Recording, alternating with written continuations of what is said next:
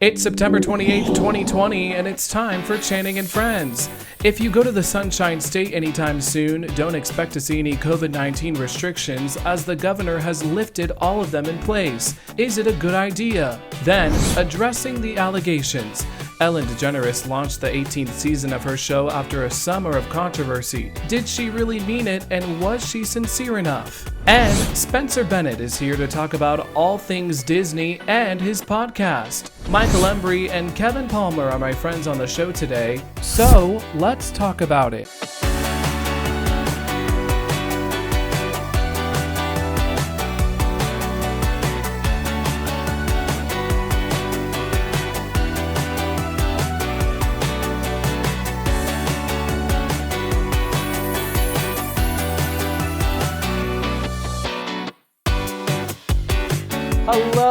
Hello, and welcome to Channing and Friends, everyone. We've got a great show today. Joining me at the virtual table is lifestyle contributor Michael Embry, and our co-host today is a mechanical engineer and probably the smartest person I know, Kevin Palmer. Hello.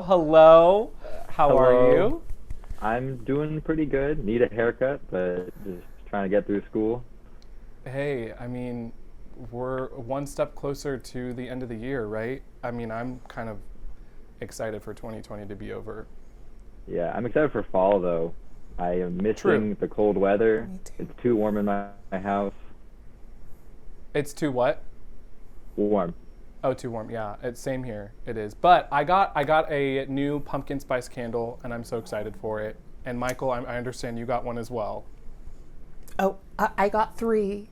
So we went, we shopped in bulk because, as I should. As you should, that's right. All right, you guys, well, we begin today's new and noteworthy with the state of Florida. You may have heard this. Governor Ron DeSantis says he is lifting all restrictions on businesses statewide that were imposed to control the spread of COVID-19. Most significantly, that means restaurants and bars in the state can now operate at full capacity. Up to now, restaurants and bars in Florida could serve customers indoors at 50% of legal occupancy. DeSantis said his new executive order lifts that restriction statewide, though local governments can keep additional limits in place if they're justified for health or economic reasons. So, what do you guys think about this? Is it a good idea? Kevin, we'll have you start us off. Personally, I don't think it's a good idea. I think they were fine with just keeping it at 50% because that's a nice, healthy amount of people in there. But I know some restaurants, they just pack as many people as you can. And I just think this is not going to help the pandemic in the U.S. anyways. Yeah, I totally agree with you there. You couldn't have said it any better. Michael, what about you? I'm going to say 50% also is really that nice happy medium. I was telling you that when I went to La Jolla about a month ago, there were restaurants even maybe at 45 or 50, and they were so packed because the restaurants are so small in some places, if they're in a beach town or, there's some place where buildings and businesses aren't huge. Everyone was not distanced. So to open up and just drop everything and be everyone could just come and it's 100%, it's irresponsible. It's disgusting. Yeah, just to put it blunt, I think it's just stupid. I think that we are still in the middle of this pandemic. Mm-hmm. The numbers are steady, at least for the most part, but I mean, steady doesn't mean that we're in the clear. And so the virus is still there and people are still willingly going out even when they do have COVID-19. I don't know if you guys heard about that story, but there was a Wisconsin couple that sent their kids, or kid, I don't know how many kids they had, but they sent them to school knowing that they had COVID-19. Yeah, I saw that. Yeah, I mean, yeah, I did see that. It's so... when you hear stories like that, it's, in my opinion, I'm why are we opening up things, or why are we completely getting rid of these restrictions when we still have people that aren't going to follow the rules? And Florida, I mean, within itself as a state, they've already been kind of ignoring the fact that I believe they have like a daily rate still on average of 100 deaths per day. And so they're still now saying that, oh, well, we don't need to have any restrictions. I think it's stupid. And we're going to see more people die, unfortunately, from this when we've already had 200,000 deaths, I believe. I think that was the number that came out last week. So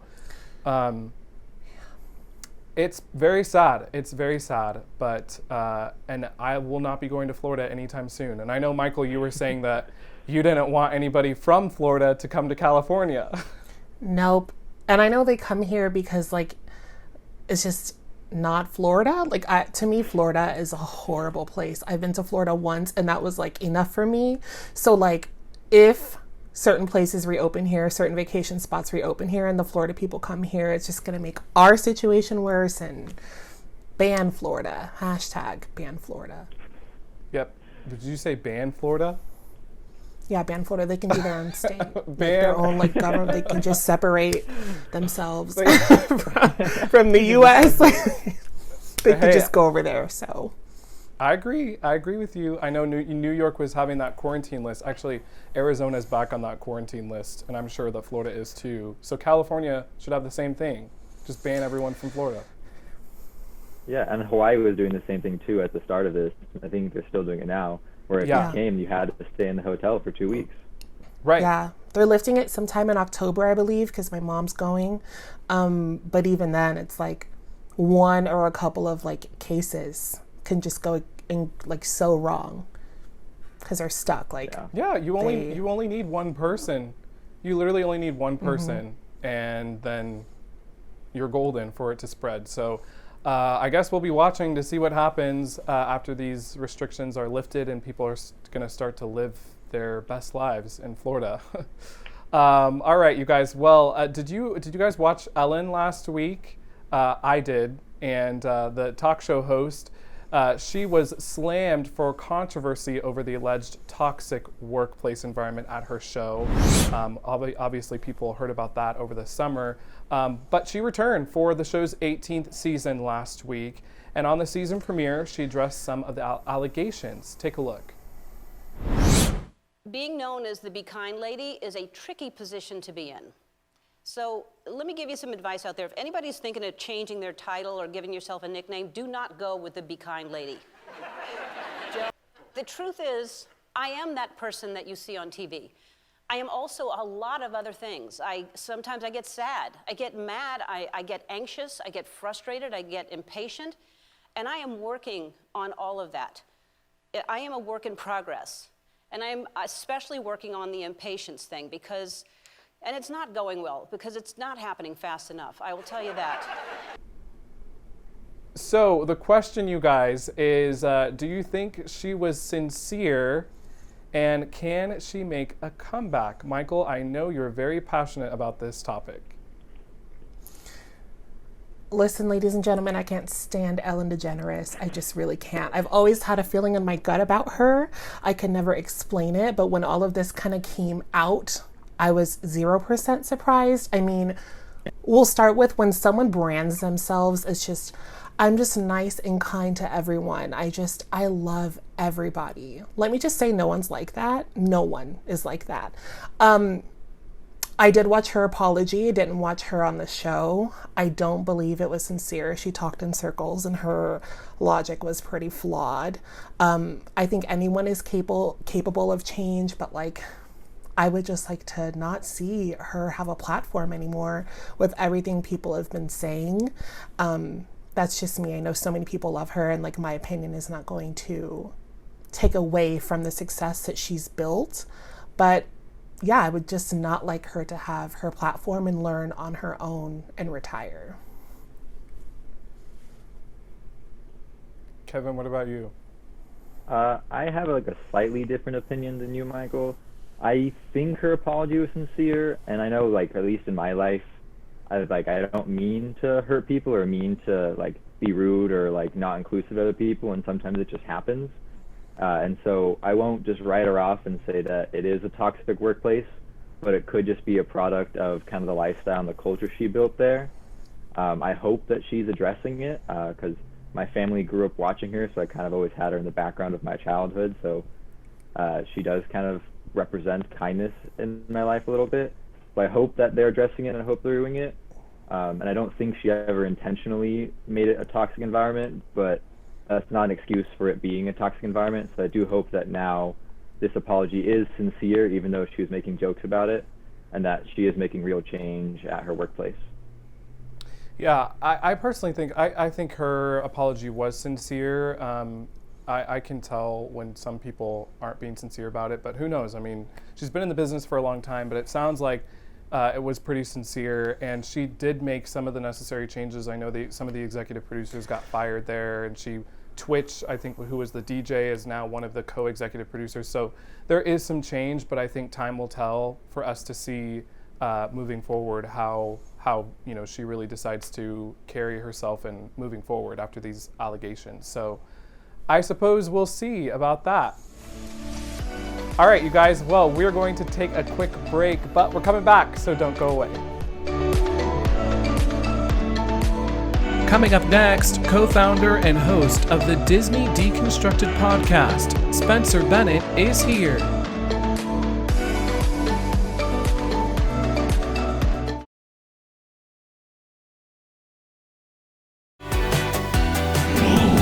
Welcome back to the show, everybody. Today's guest is a dear friend of mine. He's a musician, storyteller, writer, and co-founder and video manager of the Deconstructed Podcast Network, and he's here to talk about it all today. Please welcome our friend Spencer Bennett. Yay! Hello. Woo! Hello. I'm so glad to be here. Oh, well, I'm so glad to have you on. Thank you for joining us and saying yes to coming on. All right. Well, yeah, to my understanding, you have an amazing podcast, and I did get a chance to listen to it a little bit. So, Spence, we want to hear everything about you being the co-host of your weekly Disney Deconstructed podcast, which, as I said, breaks down all things Disney. So tell us a little bit about that. Yeah. So my friend Lane and I in high school were always like really big on Disney and the theme parks and kind of everything under the Disney umbrella.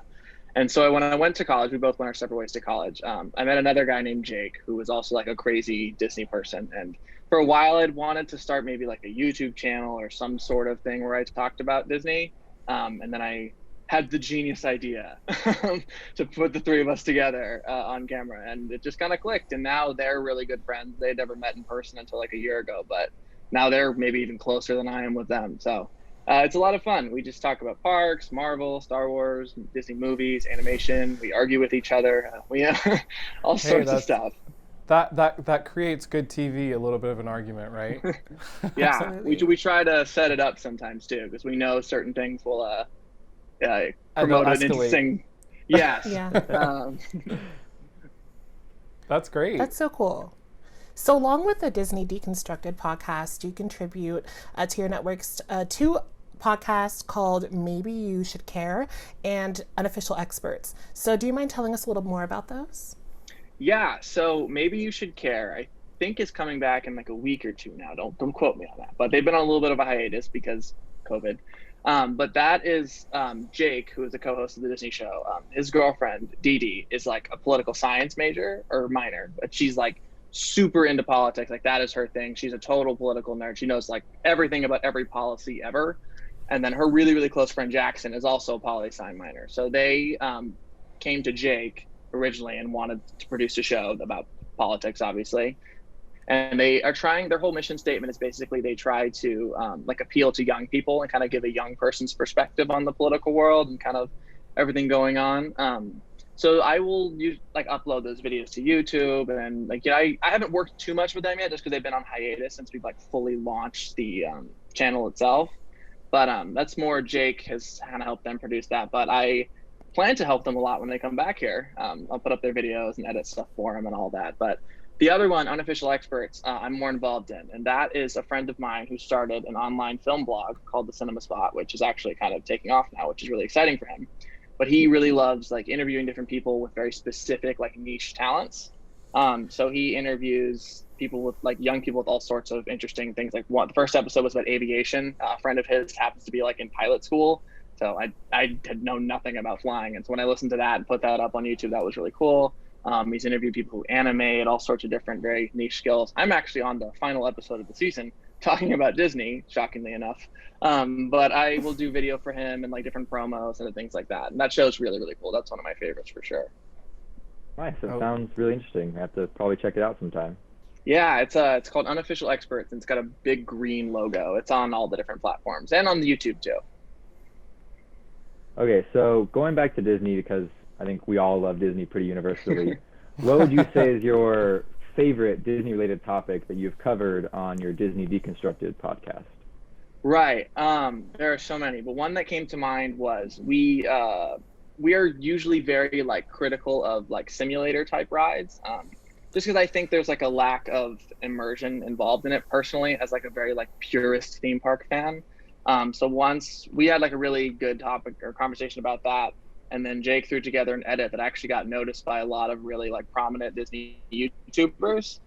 So that was fun. We actually got to like talk to them on Twitter a little bit, and now that they just know we exist, that was fun. But yeah, basically I just argued that you look at something like a Pirates of the Caribbean, you know, you go down that big drop and you're in kind of this different world, and it's so immersive, and the effects are they're physically there, and it's really cool. Versus something like Star Tours, which like, you know, I love Star Wars, and Star Tours is a lot of fun, but I do think there's like a barrier there, because you can definitely just tell you're kind of watching a movie with like a component that moves versus you're in like a physical set. And maybe that's just in my heart of hearts, I'm a film student, so maybe that's just me being like a practical effects guy with movies. But that was really fun, and that was cool to be able to talk to more prominent people in like the online Disney community. That is so cool. You mentioned Pirates, and I just got really sad because Pirates is one of my favorite rides. It's so sad. I miss it so much. Yeah. Hopefully we can get back soon. All right. Well, we want to play a quick game with you, Spence. And so since you're an expert on all things Disney, we are titling it Never Have I Ever Been It There or Done That Disney Parks Edition. Okay. I came up with it. You know, your last name's Bennett, so it kind of works out. So we are going to hold up 10 fingers, and you guys know the game. If you've done something, then you put a finger down. Okay, so you guys ready? Let's do it. Yep. Okay, here we go. First one. Never have I ever seen the Main Street Trolley Show. That's only in Florida. Oh, wait. That's not the one in DCA? Wait. No, the one in DC is Red Car. It's just Florida. Oh, cool. Yeah. No fingers. I did Michael. not. All right. The second one is never have I ever watched the flag retreat. Okay, totally done that multiple times. Yeah. Okay, never have I ever purchased an alcoholic beverage at the Disney park. I turned 21 after COVID-19 hit, so I have not. I turned like Really? a week before it all broke Yeah. down. Yeah. Oh. Oh my goodness, Michael and I are over 21, but I haven't done that. I thought I did. I don't know for a if I second. would anyway. It'd probably make me feel uncomfortable, but Yes, Yeah. I don't want to be Agreed. one of those people. agreed. Okay, next one. Rode the teacups. Yeah, who hasn't done that? Easy. Wait. All right. So never have I ever stayed in a Disney resort hotel. ooh, Okay, never have I ever participated in a Run Disney event. No. Does Chalk Walk count? Is Chalk Walk a Run Disney event? Like a Walk Disney. I don't I'm not think sure. so. I don't. A Walk Disney event? Yeah, because Run Disney has running in it. You know what? Okay, let me just. Okay. Wow. I'd love to okay. go to more Walk Disney events. It's up my Walt alley. Disney. Never have I ever bought Disney jewelry. Own or have bought Disney jewelry. And I'd put one down for that. Oh no, I have. Yeah. yeah, I've I done bought that. my mom a charm bracelet for Christmas. Oh. necklaces. Oh. Okay, my mom, she every time she comes to Disneyland, she wants something from the store by Pirates, so I always go there and get her something. I get like everyone the Okay. Tinkerbell little necklace. Oh, Yes. those are cute. Those are cute. Absolutely. All right, so never have I ever had Disney branded shampoo, conditioner, or soap. Yeah, I've. Oh, I Pro don't tip. know. I was like the kid who made their parents buy like the character packaged everything. Like I ate like SpongeBob mac and cheese for many years of my childhood. So you know what? I'm gonna give myself the benefit of the doubt. Yeah, probably. Okay, there you go. Pro tip: the Grand Californian has amazing amenities. Like if you stay there, and I always just take extra from the hotel. There you go. Okay, I'm sure all of us have done this one, but never have I ever gone on the same ride more than 2 times in one day. 100% done that before. Yeah, Oh, yeah. done that. Okay, last one, you guys. Never have I ever traded pins in the parks. Nope. Yeah. Done that too. You never have, Kevin? Yeah. No, I have. Oh, you. Oh, okay. Okay, who has the most fingers? Do you win if you have the most fingers up, or if you have the I don't least? know. I only have 2. I have 4. I have 3. So Okay, so it's either me or Channing who won. wait. Yeah, I think I'm gonna say I win. Yeah. I Take it. think. Oh my Channing wins. I'm gonna say. I don't His know. show, he can I say don't- it. You're right. Okay, I won. But you guys get the prize of being amazing. How about that? Thank you. Okay, Spence Bennett, thank you so much for coming on the show today. You are always welcome to come on whenever you'd like. And be sure, you guys, to follow the Deconstructed Podcast Network, which is on Instagram at Deconstructed Network. Disney Network. I'm sorry, Yeah. that didn't show up in my teleprompter. No All right. worries. Coming up, you guys, a food joint opened up recently and it's making a lot of people happy. We'll have the details coming up next.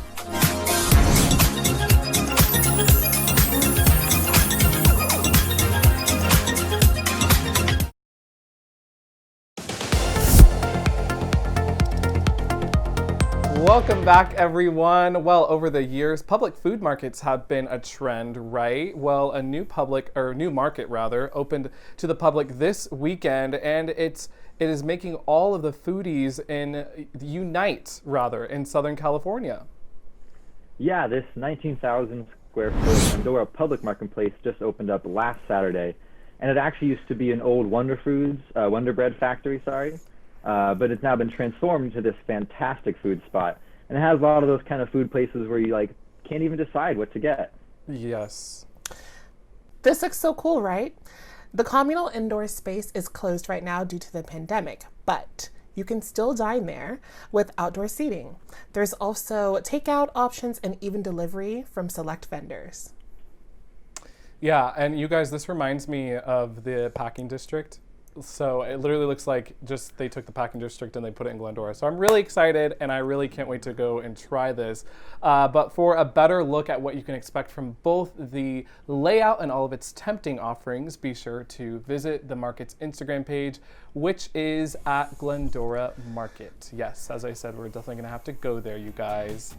All right, well, that is going to do it for this edition of Channing and Friends. I want to thank our guest, Spencer Bennett, for coming on today, and Kevin Palmer. You're amazing. I'm so glad you decided to co-host. Thank you so much. Please come back whenever you want to as well. And of course, Whenever you have me. Michael Embry, thank you for being on the show as well. And thank you all for watching. We'll see you next time here on Channing and Friends.